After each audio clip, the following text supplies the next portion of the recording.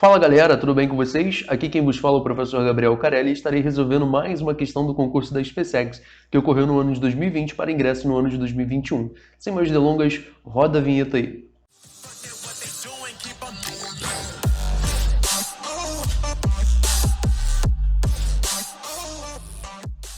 Bom, pessoal, a questão de número 29 já se encontra na íntegra. Vamos fazer a leitura juntos desse enunciado.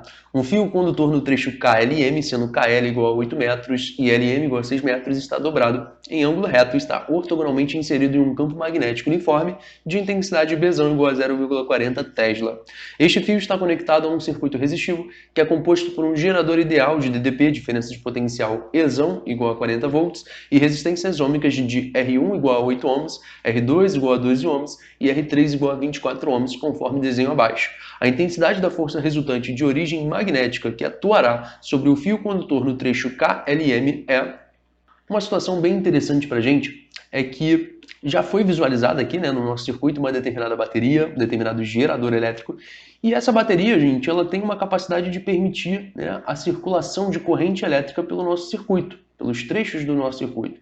A princípio, nós não sabemos quanto é que vale essa intensidade de corrente elétrica liberada pela bateria. E ratificando, né, confirmando que esse sentido que eu adotei é o convencional. É aquele sentido que sai, né, do polo positivo, dá a volta em todo o teu circuito e tenta entrar pelo polo negativo. Beleza? Tranquilo?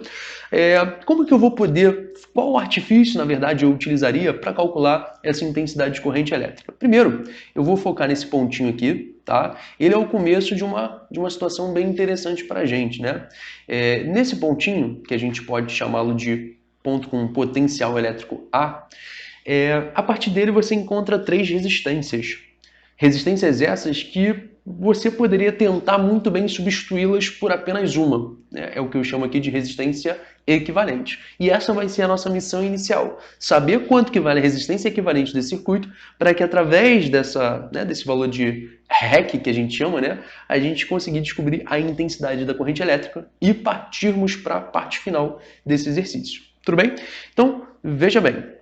Se eu coloco mais uma vez essa questão na íntegra para vocês, nós tínhamos aquele ponto A que eu havia discutido inicialmente, tudo bem? Perceba que, caso você circulasse uma corrente elétrica aqui para a direita, né, você ia atravessar uma resistência com uma corrente elétrica, você logo criaria uma certa diferença de potencial. Então esse nosso segundo pontinho aqui não pode ser de potencial elétrico A. Ele tem que ter um outro potencial elétrico que eu denominei de B. Pode ser? Maravilha. Agora, na mesma proporção, se você segue esse fio aqui de cima, ele não tem resistência. Caso uma corrente passasse por esse fio, né, a princípio sem resistência, você poderia dizer que esse pontinho aqui, ele também tem um potencial elétrico A. Da mesma forma que todo esse fio aqui, perdão, né, que está conectado a esse ponto B, ele também a princípio não tem resistência, e aí você poderia dizer que esse ponto também tem potencial elétrico B. A pergunta que eu faço para vocês é a seguinte: quantos trechos ABs aí diferentes vocês estão enxergando? Eu enxergo 3, né? Um com resistência 8, outro com resistência 12 e por fim um com resistência 24. Pessoal, se são 3 trechos diferentes, com mesma diferença de potencial, ou seja, eles estão submetidos aos mesmos pontos, né? Você pode dizer que existe uma associação dentro dessa galera aqui, uma associação em paralelo, perfeito?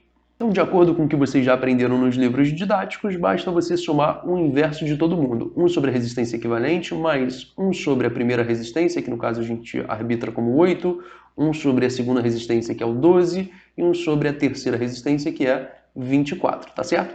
E aí você pega esses valores, 8, 12 e 24, tenta extrair o MMC deles, tá certo? Então, quando você faz o MMC, vai dar o próprio 24. E aí, 24 dividido por 8 é 3, 24 dividido por 12 é 2, 24 dividido por 24 vai dar 1 unidade. Então, se nós pararmos para distribuir, né, 1 dividido por R, 3 vezes 1 vai dar 3, mais 2 vezes 1 que dá 2, mais 1 vezes 1 que dá o próprio 1. Todo mundo sobre o MMC, que é 24, tá certo? E aí, o que você vai fazer? Você pode já inverter dos dois lados da equação, tá? 1 dividido por R, quando você inverte, você vai descobrir que dá R, né? Quando você inverte essa galera aqui, vai ficar o 24 na parte de cima. Só que o 24 ele está dividido, né? Você está dividindo esse cara aí por 3 mais 2 mais 1, que é 6. Portanto, né, para você calcular o valor da sua resistência equivalente, 24 dividido por 6 e isso resulta em 4 ohms. Com esse valor da resistência equivalente em mãos, né, nós poderemos então aplicar aqui uma das consequências da primeira lei de Ohm, que nos diz que a diferença de potencial, né, presente em uma certa região é o produto da resistência equivalente ali presente, multiplicado pela intensidade da corrente elétrica, tá certo? Então o que a gente faz? A DDP de todo esse circuito, ela vale 40 volts, tá? Então, basicamente a gente posiciona o 40 de um lado da equação e do outro lado a gente pode colocar a resistência equivalente que mede 4 e a intensidade da corrente que eu estou prestes a descobrir, né? Quando a gente passa o 4 dividindo, 40 sobre 4, isso resulta numa intensidade de corrente elétrica de 10 amperes.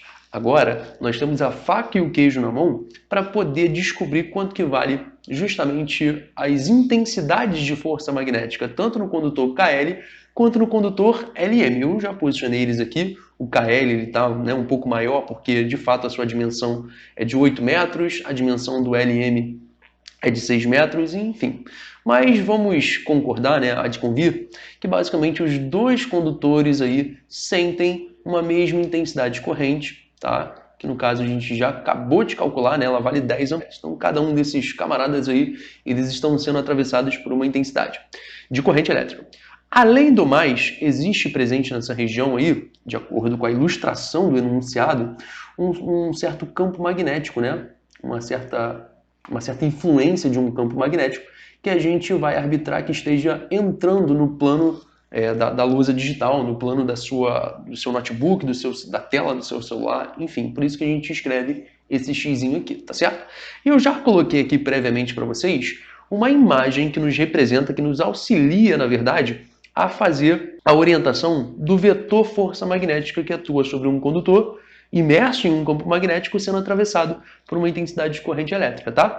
Olha só, quando você posiciona a sua espalmada da forma que aparece na ilustração e você orienta o seu polegar para baixo, porque a corrente no condutor KL é de fato vertical para baixo, quando você posiciona os 4 dedos aí apontando para a tela do seu celular, para a tela do seu computador, enfim, porque os 4 demais dedos juntos, né, estão orientados em busca do campo magnético, tá bom? Você, quando dá o tapa com a sua mão, você vai, de fato, saber para onde está a sua força magnética, tá certo? Então, nessa primeira situação, no condutor KL, posiciona a mão direitinho aí, você vai perceber que dando tapa, a sua força magnética, tá, pessoal? Ela vai ser para a direita. Da mesma forma que quando você posiciona a sua mão espalmada, agora olhando para o condutor LM, com o polegar para a direita, com seus 4 dedos entrando aí, né, em direção à tela do seu computador, do seu celular, você vai perceber que dando tapa para baixo, a sua força magnética ela vai estar aqui, ó, nessa direção e nesse sentido. Então nós temos uma força F1, que é correspondente ao condutor KL, e nós temos também uma força de intensidade aqui, ó, F2, ou melhor, um vetor F2, tá certo? Que vai estar verticalmente para baixo. Qual é a minha missão agora, nesse presente momento? É descobrir quanto que vale a intensidade de F1 e de F2.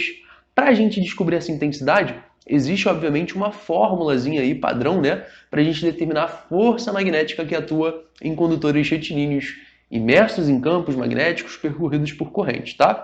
A maneira mais eficaz que a gente tem para calcular essa tal de força magnética aí é multiplicando a intensidade do campo magnético dessa região pela corrente elétrica que atravessa o fio, pelo comprimento do fio, e aqui no finalzinho, fica esperto porque ainda rola um seno de um ângulo θ, tá? Muitos alunos poderiam me perguntar o que seria, né, esse determinado ângulo θ. Na verdade, é o ângulo formado pela direção, né, de onde você está trabalhando com essa corrente elétrica aí, né, formado pelo sentido da corrente elétrica com as linhas de campo magnético. No caso, como você tem uma linha de campo entrando e como você tem uma corrente vertical, você vai perceber que essas duas grandezas formariam, né, um ângulo de 90 graus. E o seno de 90 graus, para ambas as situações, tá, gente? Tanto para o condutor KL quanto para o condutor LM, o seno valeria 1. Então você preocuparia-se apenas com a força magnética dada pelo produto B e L, que a gente chama carinhosamente de BIL, né? Então, se você conhecer o campo, que você conhece no enunciado, se você conhecer a intensidade de campo, a intensidade da corrente elétrica, que a gente acabou de calcular, vale 10 amperes, e se você conhecer o comprimento de cada um dos fios, você também vai conseguir calcular tanto o F1 quanto o F2. Então, para a gente calcular a intensidade do F1, basta a gente fazer o campo que está nessa região do fio, né? A intensidade da corrente que passa por ali, vezes o comprimento do fio em questão, que a gente vai chamar de KL, tá? Então, essa intensidade de força F1, pessoal, ela vale qual é a intensidade do campo?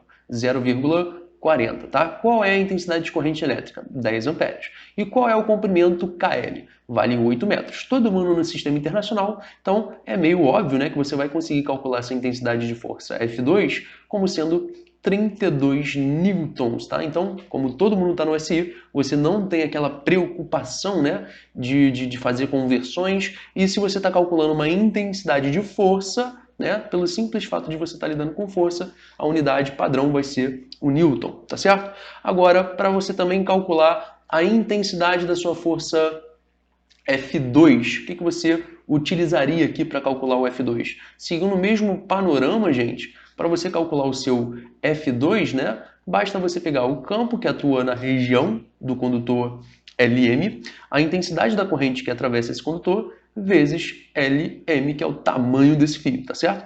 Então, ó, F2, galera, vai ser igual ao B. Continua sendo 0,4, pois esses dois condutores estão imersos na mesma região de campo magnético.